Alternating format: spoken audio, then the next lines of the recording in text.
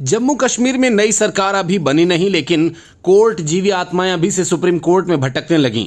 जम्मू में लगातार दूसरी बार अपनी पूरी तरह से सफाया करवा चुकी कांग्रेस बेचैन है कि उसके बगैर भी उमर अब्दुल्ला की सरकार बन और चल सकती है। उसके बाद उमर अब्दुल्ला के तेवर कांग्रेस के लिए मुश्किलें खड़ी कर रहे हैं। ऐसे में बिना कोई विघ्न डाले, बिना कोई विवाद खड़ा किए कांग्रेस भला कैसे मानेगी? इसलिए उसके नेता और वकील अभिषेक मनु सिंघवी सीधा सुप्रीम कोर्ट पहुंच गए और एक नए विवाद को शुरू करने की कोशिश की। लेकिन सुप्रीम कोर्ट ने अभिषेक मनु सिंघवी की याचिका पर सुनवाई करने से इनकार कर दिया और कहा कि इससे पहले हाई कोर्ट जाओ। सुप्रीम कोर्ट में याचिकाकर्ता रविंद्र कुमार शर्मा की तरफ से वरिष्ठ वकील अभिषेक मनु सिंघवी पेश हुए। जस्टिस संजीव खन्ना की अध्यक्षता वाली बेंच ने कहा कि सीधे सुप्रीम कोर्ट में सुनवाई नहीं होगी, पहले इसे हाई कोर्ट में सुना जाना चाहिए। असल में अभिषेक मनु सिंघवी राज्यपाल द्वारा मनोनीत किए जाने वाले विधायकों की नियुक्ति रोकने की मांग कर रहे थे। सुनवाई के दौरान वरिष्ठ वकील अभिषेक मनु सिंघवी ने कहा कि एक बुनियादी संरचना का मुद्दा है, आप इसके सहारे चुनाव से मिले जनादेश को रद्द कर सकते हैं।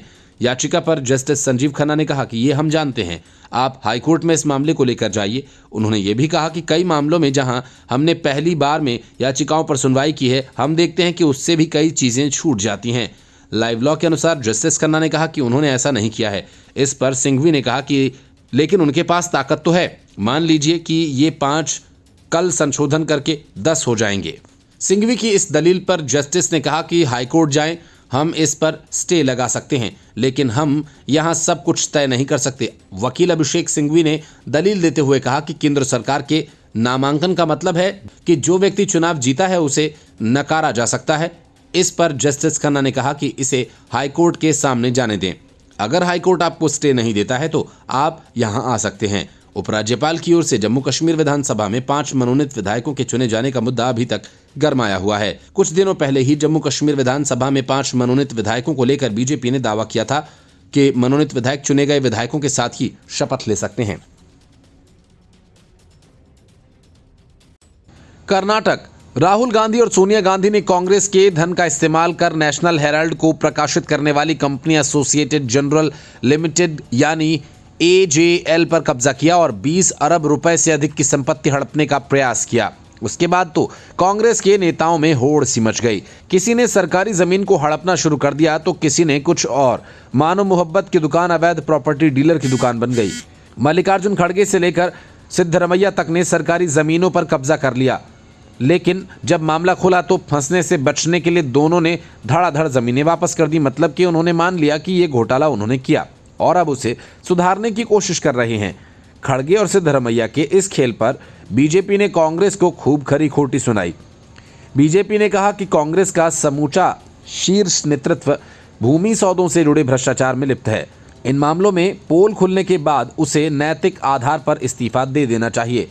भाजपा की ओर से कांग्रेस पर यह हमला ऐसे समय में किया गया जब कर्नाटक में सिद्धार्थ विहार ट्रस्ट के अध्यक्ष राहुल एम खड़गे ने बहुकौशल विकास केंद्र, प्रशिक्षण संस्थान एवं अनुसंधान केंद्र स्थापित करने के लिए बेंगलुरु में 5 एकड़ जमीन के आवंटन के अपने अनुरोध को वापस लिया। कांग्रेस अध्यक्ष मल्लिकार्जुन खड़गे के बेटे राहुल खड़गे का ये कदम सिद्धरमैया की पत्नी पार्वती द्वारा मैसूर शहरी विकास प्राधिकरण को 14 भूखंड वापस लौटाने के बाद आया है। लोकायुक्त पुलिस ने इस मामले को भाजपा प्रवक्ता सुधांशु त्रिवेदी ने कहा कि ये फैसले CAG की प्रतिकूल रिपोर्ट और कानूनी कार्यवाही के कारण लिए गए हैं और एक तरह से ये उसके नेताओं की स्वीकारोक्ति है कि भू आवंटन गलत था। उन्होंने दावा किया कि कानूनी कार्रवाई के दौरान होने वाली जलालत से बचने के लिए ऐसा किया गया। त्रिवेदी ने सिद्धरमैया समेत कांग्रेस के कई नेताओं पर कथित जमीन घोटालों का आरोप लगाया और नेता प्रतिपक्ष राहुल गांधी से पूछा कि उनकी मोहब्बत की दुकान अब अवैध प्रॉपर्टी डीलर की दुकान में कैसे तब्दील हो गई। त्रिवेदी ने खड़गे और सिद्धरमैया के परिवार के सदस्यों से जमीन लौटाने की पेशकश का उल्लेख करते हुए कहा कि ये एक प्रकार से उसकी स्वीकारोक्ति है। सत्ता का दुरुपयोग करके भूमि को हड़पने का कार्य कर्नाटक में कांग्रेस में सर्वोच्च स्तर पर हो रहा है। उन्होंने कांग्रेस से सवाल किया कि सिर्फ जमीन वापस करने से काम नहीं चलेगा। नैतिकता के आधार पर जिन लोगों ने जमीन वापस दी, क्या उन्हें इस्तीफा नहीं दे देना चाहिए? मैसूर शहरी विकास प्राधिकरण यानी MUDA भूखंड आवंटन घोटाला मामले में लोकायुक्त पुलिस ने 25 सितंबर को विशेष न्यायालय के आदेश पर 27 सितंबर को सिद्धरमैया, उनकी पत्नी पार्वती BM और उनके करीबी रिश्तेदार मल्लिकार्जुन स्वामी देवराजू, जिनसे मल्लिकार्जुन स्वामी ने जमीन खरीदकर पार्वती को उपहार में दे दी थी, और अन्य के खिलाफ मामला दर्ज किया था। इसके बाद प्रवर्तन निदेशालय ने भी 30 सितंबर को मुख्यमंत्री के खिलाफ ECIR दर्ज की, जिसमें MUDA की ओर से उनकी पत्नी पार्वती BM को 14 भूखंडों के आवंटन में कथित अनियमितताएं करने का आरोप है। मुख्यमंत्री सिद्धरमैया की पत्नी पार्वती द्वारा भूखंड लौटाने की पेशकश किए जाने के बाद MUDA ने उन्हें आवंटित 14 भूखंडों को वापस लेने का 1 अक्टूबर को फैसला किया था। त्रिवेदी ने कहा कि जमीन लौटाए जाने के फैसलों से इन नेताओं का पर्दाफाश हो गया है।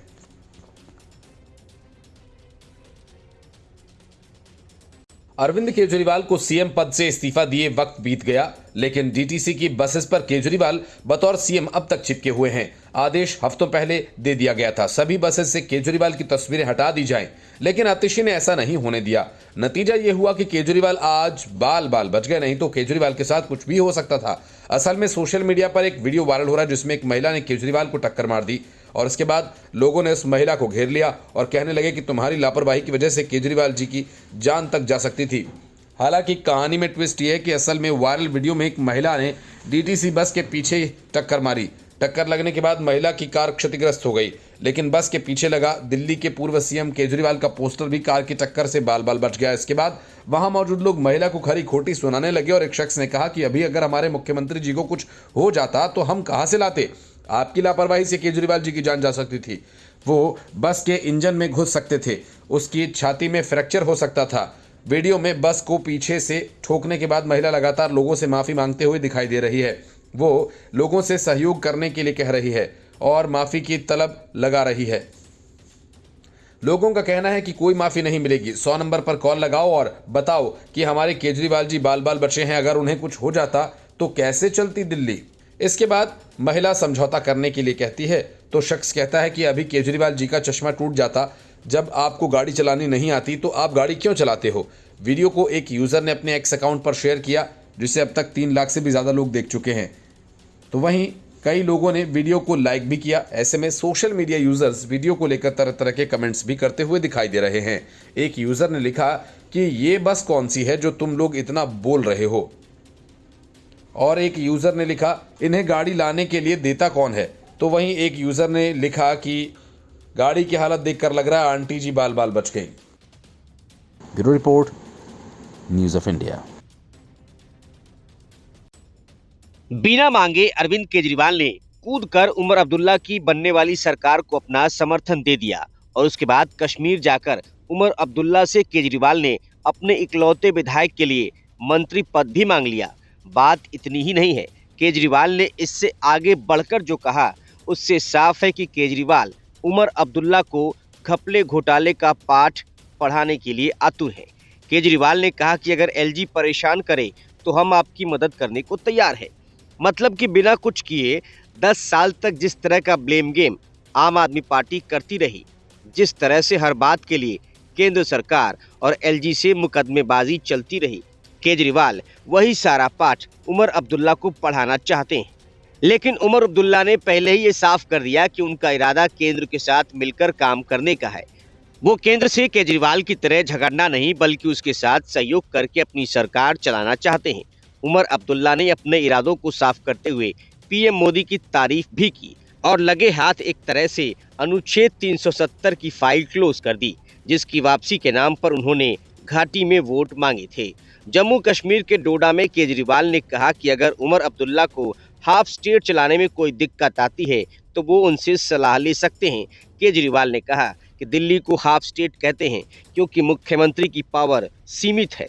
अब नरेंद्र मोदी ने जम्मू कश्मीर को हाफ स्टेट बना दिया है, जहां लेफ्टिनेंट गवर्नर ताकतवर होंगे। उन्होंने कहा कि ऐसे राज्य में उन्होंने 10 साल तक सत्ता चलाई है, इसलिए दिक्कत आने पर उमर अब्दुल्ला मुझसे सलाह ले सकते हैं। दिसंबर 2013 से सितंबर 2024 तक लगातार 3 बार दिल्ली के CM रहे अरविंद केजरीवाल ने उमर अब्दुल्ला को सलाह देने की पेशकश की है। अरविंद केजरीवाल के करीब 10 साल के कार्यकाल में दिल्ली सरकार और लेफ्टिनेंट गवर्नर के बीच खींचतान की खबरें आती रही हैं। LG अनिल बैजल और VK सक्सेना के कार्यकाल में भी दोनों तरफ से तलवारें खिंची ही रही। दिल्ली का बॉस कौन, इसकी लड़ाई सर्वोच्च अदालत तक पहुंची और सुप्रीम कोर्ट ने लेफ्टिनेंट गवर्नर के पक्ष में फैसला सुनाया। केंद्र शासित प्रदेश जम्मू कश्मीर में पहली बार कोई सरकार लेफ्टिनेंट गवर्नर के अधीन काम करेगी। 2019 में अनुच्छेद 370 हटाने के बाद से ही इससे पूर्ण राज्य का दर्जा छीन लिया गया था। अरविंद केजरीवाल पर आरोप लगते रहे कि वो केंद्र शासित प्रदेश के लिए बने नियम कानून की जानबूझकर अवहेलना करते रहे ताकि एलजी ऑफिस को गलत साबित किया जा सके। 2024 के विधानसभा चुनाव में जीत के बाद उमर अब्दुल्ला ने ऐलान किया कि उनका मंत्रिमंडल सबसे पहले जम्मू कश्मीर को पुणे राज्य का दर्जा देने वाला प्रस्ताव पास करेगा, मगर विधानसभा और मंत्रिमंडल की ओर से पारित प्रस्ताव के आधार पर पुणे राज्य का दर्जा नहीं मिलता है। संविधान संशोधन के बाद ही ये संभव है। 1956 में दिल्ली में पुणे राज्य का दर्जा वापस लिया गया था। इसके बाद से 1993 में मदन लाल खुराना फिर अरविंद केजरीवाल ने इसके लिए कई बार प्रस्ताव पास किए, मगर केंद्र पर इसका कोई असर नहीं हुआ। उमर अब्दुल्ला के पास 26 साल का राजनीतिक अनुभव है। अगर केजरीवाल से तुलना करें तो 2013 में राजनीति में आए अरविंद केजरीवाल के मुकाबले अब्दुल्ला के पास लगभग 12 साल का अधिक सियासी अनुभव है। बतौर प्रशासक और राजनेता वो केंद्र शासित प्रदेश में सीएम की भूमिका को जानते तो जरूर होंगे, इसलिए वो केजरीवाल की बातों में आएंगे ऐसा लगता नहीं है। हरियाणा में हार का मातम जितना कांग्रेस मना रही है, उससे कहीं ज्यादा शोक में राकेश टिकैत और गुरनाम चढ़ूनी जैसे आंदोलनजीवी किसान नेता हैं। असल में इन नेताओं का सीधे तौर से कांग्रेस से संबंध था। हरियाणा चुनाव के नतीजों और कांग्रेस की करारी शिकस्त के बाद इन किसान नेताओं और कांग्रेस के संबंध अब खुलकर सामने आने लगे हैं। अब तक कांग्रेस के इशारों पर ये नेता बार बार इसलिए आंदोलन करते थे ताकि उनका खर्चा पानी चल सके, लेकिन कांग्रेस की हार के बाद अब इन नेताओं को ये लगने लगा है कि उनकी सियासत की दुकान बंद हो जाएगी और इसी वजह से राकेश टिकैत कांग्रेस के स्टाइल में चुनाव आयोग और ईवीएम पर ठीकरा फोड़ते हैं, तो गुरनाम सिंह चढ़ूनी ने सीधे सीधे भूपेंद्र हुड्डा पर ही सारा ठीकरा फोड़ दिया। बकौल गुरनाम सिंह चढ़ूनी, हुड्डा ने उनसे एक लोकसभा सीट देने का वादा किया लेकिन निभाया नहीं। तब तो गुरनाम सिंह चढ़ूनी चुप्पी साध गए, लेकिन विधानसभा चुनाव में हार के बाद उन्होंने कांग्रेस की पोल पट्टी खोल डाली। गुरनाम चढ़ूनी ने हरियाणा में कांग्रेस की हार के पीछे भूपेंद्र हुड्डा को जिम्मेदार बताया। उन्होंने कहा कि चुनाव से पहले ही उन्होंने चेतावनी दी थी कि भूपेंद्र हुड्डा कांग्रेस का सर्वनाश करेंगे और अब ये सच साबित हो गया।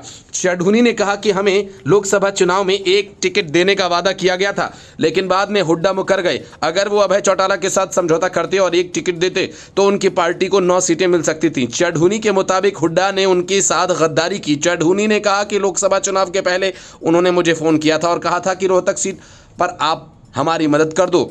हालांकि पूरे हरियाणा के लिए बात करनी चाहिए थी। गुरनाम चढ़ूनी ने आरोप लगाया कि हुड्डा ने कई बड़े नेताओं को किनारे लगाकर किसान नेताओं के भी साथ पल्ला झाड़ लिया। इनमें रमेश दलाल, हर्ष छिकरा, बलराज कुंडू, कुमारी शैलजा, रणदीप सुरजेवाला जैसे नाम शामिल है। सबको किनारे लगाते हुए हुड्डा खुद किनारे लग गए। मुझे भरोसा था कि राहुल गांधी ने किसान नेताओं को चुनाव में तवज्जो देने की बात कही थी, लेकिन प्रियंका गांधी वाड्रा ने भी कहा था किसान नेताओं को साथ रखने से फायदा होगा, लेकिन भूपेंद्र हुड्डा ने ऐसा नहीं किया। चढ़ूनी ने कांग्रेस से कहा कि वो हुड्डा को नेता विपक्ष नहीं बनाए, क्योंकि पिछले 10 साल में भूपेंद्र हुड्डा ने विपक्ष की भूमिका नहीं निभाई, जबकि किसान यूनियन ने यह भूमिका निभाई। किसान आंदोलन के बारे में उनका कहना था कि वो गलत हाथों में चला गया। मेरी विचारधारा अब यह है कि हमें संसद या विधानसभा में पहुंचना चाहिए। चढ़ूनी ने कहा कि वो लोगों की जागरूकता को लेकर हैरान हैं। आज कई किसान नेता बीजेपी के साथ खड़े हैं।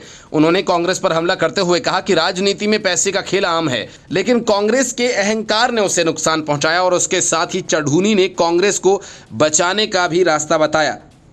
कहा कि अगर प्रियंका गांधी पार्टी की कमान संभाल ले तो कांग्रेस बच सकती है, वरना बीजेपी का राज यहां से कभी नहीं खत्म होगा। कांग्रेस को भूपेंद्र हुड्डा के खिलाफ कार्रवाई करनी चाहिए।